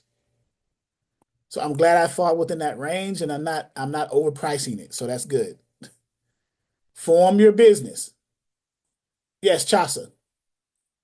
I have one more thing to just put out there as a gem to anyone who is dispatching.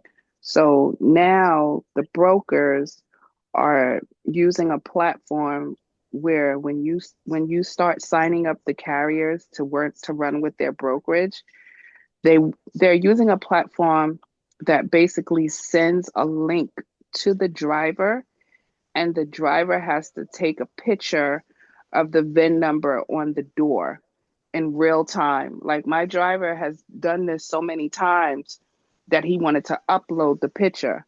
And when he tried to upload a previous picture of his VIN number, it wouldn't accept it. Can't So do the that. driver, It's an add-on. I know what you're talking about. It's an add-on to the already it's an embedded or a plug-in that's part of their onboarding software, either RMIS, correct. My Carrier Packets, or Assure Assist. It's a plug-in feature that's been added to assist them. Yeah, I understand what you're saying though, but yes, that is true. And now the carrier has to pull over to the side of the road to take a picture of the VIN number because it has to be done in real time. Yep. It's another security feature to eliminate fraud or freight theft, to verify that the actual carrier who picked this load up is the same carrier who's hauling this load in real time going to delivery. I love it because now it eliminates the real from the fake, right? It's just it's an extra 20, 30 seconds or a minute that the carrier has to pull over and do it, but that saves a whole lot of headache later on down the line. So it's well worth it. The carrier's going to pull over anyway when they go to a rest stop to use the bathroom or get fuel. So they're going to take the picture anyway. So it's really not bothering anything, to be honest with you. So, but yeah, that's true. So these are plugins or add-ons to the software that they've enhanced to make the carriers compliant, and again to remove freight fraud and theft, because that's becoming a problem. Stealing loads as apparently is becoming a problem. So, all right, guys, are we good? Sorry, and you said it's a link? So it's a link that's controlled by the brokers. You do not have access to it. It's a link coming through their software to the carrier. Oh, okay. It's a security feature that it's a single sign-on, one-sided link that goes from origin to destination. In other words, from the broker to the carrier's phone or through the ELDs, that only the carrier has access to. The same carrier whose MC number was originally put in the system as the carrier that's going to haul that load is the only carrier that should receive that link. And I love that feature too. So it's great. I'm surprised it took so long to figure it out. But hey, that's not me. But it's systems have become in place in order to protect all parties. It's going to protect everybody. It's going to protect the broker. It's good because the brokers are the ones spending the money, because they're the ones who eventually pay for that freight that's lost, right? Either through their bond or through the insurance of the carrier sometimes. They got somebody had to find fault for that lost freight because the receiver, like, look, you guys lost my freight. I paid you for it. I need to recoup my money, right? So who's responsible for freight bills not being paid? That's a good question. But that's an advance. That's for a later topic. That's more advanced. We got beginners on here. I just want to make sure we get some high level overview first before we get deep into our trainings later on down the line. And you said you said it's a link. Yeah, it's a link, Selena, but it's nothing. So the dispatcher has nothing to do there. We are totally oblivious to this process. It's between the carrier and the broker. Now, you can indirectly have a feel of it through conversations with your carrier, but you will no way, shape, or form have access to it. So, all right. Okay, I just have one more question. Beginner wise, is there anything when it comes to um, the tools and resources, when it comes to the ebooks or study tools, do you what can you what can you tell me like a reference of like what ebooks I can read as a beginner? Those three that are on this page, the one you would want to start with would be the first one, Dispatcher 101. That is a high level overview. Okay. And then the other reference, you mentioned reference points. The other reference that you would want to start with, besides the ebooks, is when you are in the back office, start with your modules, your self-paced modules, module 1. Oh, right. Okay. Go through that module, go through this module here, read and understand this. Because when you get to the end of the module with all the information here, you're going to be quizzed on the module just to reinforce what you've learned, right? And let me scroll down to the bottom. Even down here, the bottom, right there, module 1 quiz. Now, I didn't make it mandatory like you can't go to module 2 until you pass the quiz of module 1. No, you can still go to module 2, but I left it open and loose for a reason because I don't want to stress anybody out saying, man, I'm never going to get to module 2 because I don't understand module 1. No, I don't want to pressure anyone, right? You have 90 days, right? So, but go through the materials, come to the Zoom trainings like this tonight, ask your questions, reinforce your learning curve, take them, and then even if it's not a pass or fail thing with the module, it's just reinforcing the learning. Just because if you don't pass the modules, it's not like you're going to get kicked out the program or anything. No, it's just helps you in your learning capacity. That's all, right? Okay, and So it's like a test, basically. yeah, it is a test. It just tests your knowledge, right? And it's open book. You can actually go back through the module and answer the questions. Yeah, that's great. You know? So you had another question, Selena? No, oh well, actually, when we're done, will you help us open up our business? I mean, because I know you're giving us like different advices with, what to do and everything. I will point you. I won't do it for you. I don't help people open the business up for them, but I'll point you in the right direction. Right. Okay. Okay, yeah, Okay. Yeah. that's want to understand. Of course. They tell you how to structure it. Yeah, that's what we want to know. Most Like, people start with an LLC, a limited liability company, because that's the easiest one. But I've been dealing with people who do S corps too, where they make themselves employees of their company. And yeah, that's something we probably want to be more interested in. yeah, I can introduce you to my tax person. Matter of fact, you can introduce yourselves to him because he's under services, affiliates, and partners, and CPA accountant Eric Atkins. He's been doing my taxes for 6 years. So, and there is his information. Eric Atkins and Associates. You can ask those questions to him as well, and he'll ask you, well, how do you want to structure your business? What do you do? We'll ask those preliminary questions, and then he's the tax professional. So, Okay. Thank you. Casa. Yeah, I just want to say to your new students, guys, my name is Chasa. I own Legacy Dispatchers. I have been with Charles for the past 3 years, not because I have to be, not because I don't understand, but because I want to be.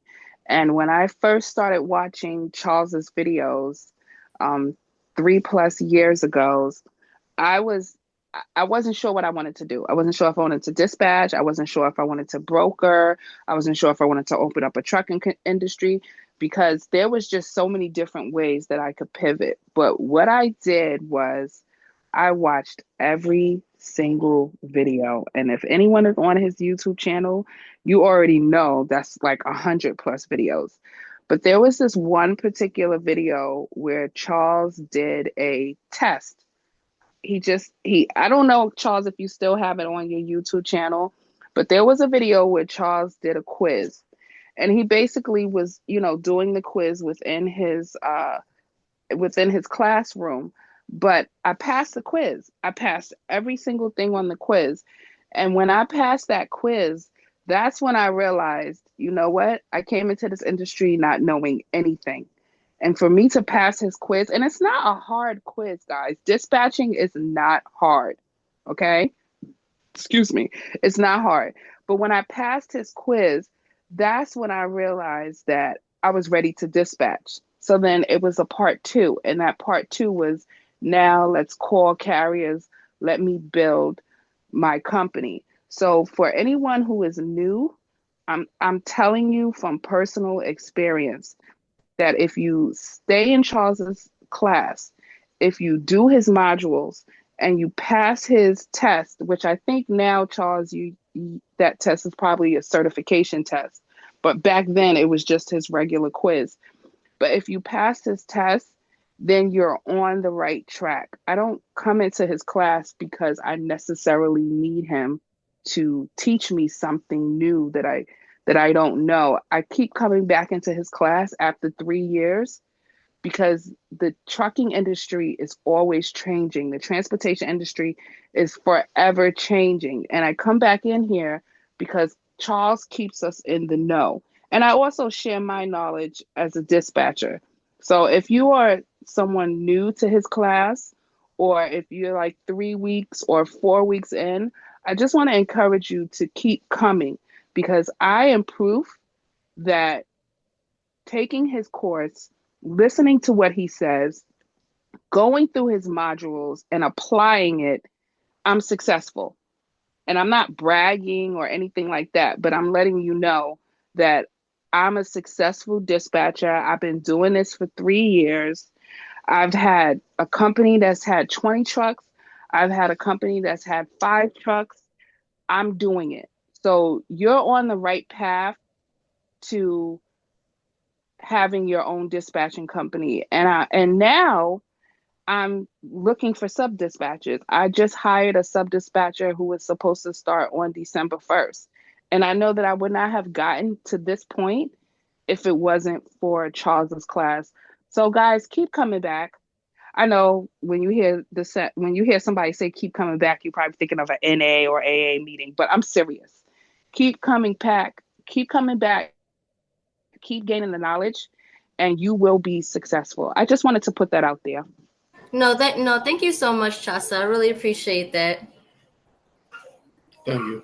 Yeah, I appreciate it more because I didn't expect it. I was surprised, a pleasant surprise. But I mean, I'm just here to help. That's all. I'm here to help people. It's my passion, and this program is my baby. So I love transportation, and it has its ups and downs, or what we call its ebbs and flows, its peaks and valleys. Once you start getting used to seasons and how freight moves throughout the year, it's consistent every year. So you just align yourself with the seasons and the equipment, and then your dispatch journey will be even better once you become familiar with that. But first off, you have to learn the basics, right? The basic concepts and things like that. And that's the purpose of this 101 beginner training, is to get you guys acclimated to that, right? So, and I appreciate Damon's comment too. This is top of the line training. I just try to. I'm transparent. I don't hide anything. I also don't sugarcoat anything, but I don't hide it. I want to be open and honest and make sure that you guys get what you need and what you deserve, right? So you don't deserve to be lied to, right? And you deserve the truth about the industry, whether it's good right now to get into it or not, or whether it isn't, right? So, and even if it isn't, it's not going to be like that forever. It's going to change. Um, it makes a change in time, but in that downtime, it's still a good time to learn the concepts of the industry. So when it does come around, you'll be better prepared to deal with the influx of the need for capacity or the need for trucks or the need for loads, right? So, and that's what I'm here for. I'm not going anywhere. I've been here 6 years. I'm not going anywhere. I'm not going anywhere. So, you know, I'll continue to be here, and it's like this recording is going to be in the back office. And I may even put this one on YouTube for the channel to have for because I'm trying to target more beginners to come in, those who want to leave their 9 to 5. We have a government shutdown going on, we have tariffs going on, the economy is tripping as usual. It doesn't matter what administration, whether it's the Biden administration, Trump administration, Obama administration, whoever, right? The economy is always a problem. So I want to alleviate from those of you who have a 9 to 5 to have the worry of going in one day worrying about whether or not you got a job still, right? But if you're your own boss, then you control your own destiny, because if you don't work, you don't eat. It's your company. So, but it's more motivation for you to be successful, because you got to put the work in. No one's going to give it to you. You got to put the work in, right? When you go to work, you exchange time for money. So most people go to work and say, well, I don't care about this job. They just do the bare minimum just to get the hourly pay, right? But the owner of the company, they're sweating bullets, because they got to keep everything up and running, make sure that their employees are paid, and make sure that the business make a profit so everybody can have a job. But if you're your own boss, right, you have to do that. So it's important. But being an entrepreneur it's a great thing, but it's also a challenging thing. Being your own, you guys are here for that reason. You want to be entrepreneurs. You want to be business owners. Now, I'll say this too. Charles's husband, he's a freight broker. He went through my broker training, and Darren didn't know much about the brokering years ago, but now he's one of the best brokers that I know in the country. So he knows his stuff. So One Plus Logistics, Evans Transport, where whoever he's brokering for, the verbiage he spits out now, I'm like, wow. He can talk to shippers, he can quote rates, he can do rate quotes, lane bids. He knows. I wish he was here, but he can do that stuff. So Darren is pretty good too. That's on the broker side. This is a dispatching course, but Absolutely, Charles. For those who don't know, like Charles said, my husband, he decided that he wanted to be a broker. He didn't know anything about brokering. He didn't know much about trucking or anything like that. And he took Charles's course. And I'm not going to brag, because I don't want to make it seem like I'm bragging. But what I'm going to tell you is these brokers out here are putting their children through college. Not one kid, not two kids, but like 3 kids. They are putting their 3 kids through college by brokering. And it's freaking amazing, because my husband didn't know anything about brokering. And he took Charles' course. He bet on himself. I say this to people all the time. We bet on basketball, football. We make little bets between family members and friends. When you start betting on yourself, just think about it. When you start betting on yourself, the sky is the limit. When you decide you want to be an entrepreneur, you are technically betting on yourself. So don't let anything stop you from moving forward. And I mean, Charles, I truly appreciate you. Everything you've done for me as a dispatcher, and everything you've done for my husband as a broker. Like, guys, We are putting kids through college. We are making sure our light bills is on, and we're not depending on the quote unquote the man, right? This whole government shutdown is happening right now. We are okay as a result of betting on ourselves. So I just want to put that out there. I don't want to go into all the, I don't want to go deep into it, Charles. But I just really want you guys to understand that um it's not going to be easy in the beginning because you're green. You don't understand what's going on. You're just using YouTube University and you're going to classes to help you understand better. But once you get your foundation, and Charles is great at giving us a foundation. Once you have your foundation, the sky is the limit. So you're in a great training course. I just want to put that out there. And I'm sure I'm not the only person in your class who feels like that, but I'm the only one who's saying it. That's fine. That's fine. I appreciate it. We've reached our time as we always do. Stacy, go ahead. I'll entertain that. Mr. Ellis, you raise your hand, or I see Stacy. Yeah, thank you. Okay, so I Yeah. just have a quick question. Maybe you and Chasika, speak on it. So as being an entrepreneur, and people do want to walk away from their 9 to 5, but what do you guys suggest as far as like health insurance? Can a dispatcher that's only one person in the company, can they actually get health insurance? There are independent providers out there that provides entrepreneurial, self-employed health insurance services. We will have to look up. I need to probably put them onto the in the back office portal because that's a rare question that I get. But I will do the research on that to provide them. But we can chat GPT it, right? Okay. But yes, there are health service providers that provide services for single member entrepreneurial companies, no matter what the industry is. As long as you can afford the premiums, then yes. So, Well, I'm just gonna put it out there to answer your question. So you're right. We are entrepreneurs. We still need health insurance for our families to make sure that they are okay. We still need dental. We still need vision.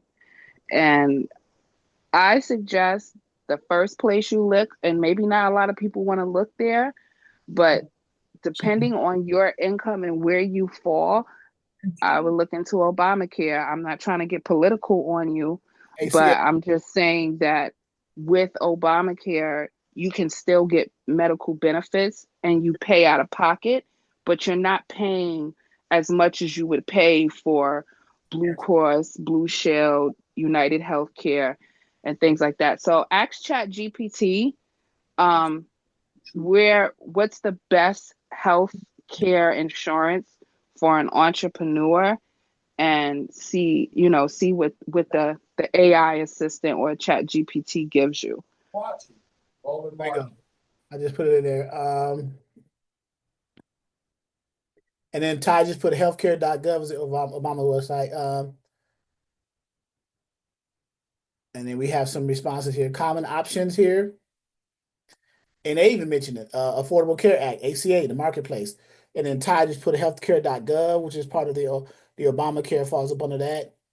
If you run the business alone or just yourself and the spouse, you have no other employees, you're generally treated like a self-employed individual. For that scenario, you can buy a plan through the individual marketplace, like Health Insurance Marketplace, ACH Marketplace. ACA Marketplace, Affordable Care Act, just like any other individual. So go to, and Ty just put that down there, healthcare.gov, right there. Healthcare.gov for self-employed. So, and all of that is Obamacare. Correct. So, and if you have a small business with employees, like for example, 1 to 50 employees, then you can look up a small group health insurance plan, also sometimes called group health plan for small business.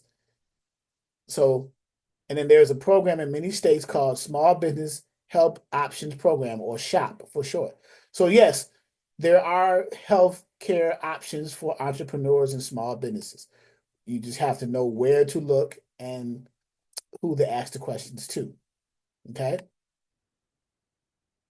but ChatGPT spits it out in a matter of seconds. So I'm trying to learn to utilize the technology for the benefit of us, right? So right here, yes, the answer, are there any health insurance providers for entrepreneurs or small businesses? Yes, there are health insurance options for entrepreneurs and small business owners, and the right one depends a lot on your business size, number of employees, and budget. Tasha just mentioned budget. And then here are some possibilities and key things to watch. And then it gets into the common options and then what to consider, some key questions, so on and so forth. So yeah, do the homework, and then we'll go for. I'm probably going to put some of those types of questions into the back office as a resource, so we can go in there too, because that's something to consider. If you're no longer at your 9 to 5, but you still want some of the benefits of being at the 9 to 5, like health, dental, vision, things like that, what are our options as entrepreneurs, right? So, okay, guys, wonderful training. Selena and Dominique, you guys are good, and then Reynolds, I don't know if that's a man or woman, WD Reynolds. Are you male or female? Well, the third, I would think it's male, right? Make sure you guys are good, the new students. And then my guy, Mr. Ellis, you got any final words? Words of wisdom for our Minister of Information? I thought that was Doug's title, aka Eldridge Cleaver. Okay. All right, guys. So our next training, Zoom call training for this, we're in our second week of the month. We do our live Zoom trainings every second and fourth week of each month. In those weeks, there's 3 days. Sundays at 11 a.m. Eastern. I'm in an Eastern time zone. So you would just adjust your times in whatever zone you're in. Sundays at 11 a.m. Eastern. Tonight, Wednesday at 6 p.m. Eastern. And then this Saturday at 12 noon will be our next one. Okay. And they are recorded. I will have it in our back office momentarily tonight for you to view. All right. Thank you so much. And I did hear you. I'm sorry. I'm just dealing with my kids at the same time. No, multitasking. That's what moms do. I get it. Trust me. So, but I'm just glad that you became a part of our family. Welcome to the family, Selena and Dominique, and Mr. Reynolds as well. My wife always checks with me to make sure, did the new students come in? Did the new students come in? Did the new students come in? Thank you very much. Yes, sir. Hopefully, this piques your interest to continue to work with us. Welcome to the family. Yes, thank you. Bye. A familia. La familia. All right, guys. I will see you guys on Saturday at 12 noon. And thank you for your comments, Chasa. Thank you very much. I'm about to cry over here. I'm teary-eyed. All right, guys. Thank you, Charles. All right, guys. Have a good night. All right. Thank you, Charles.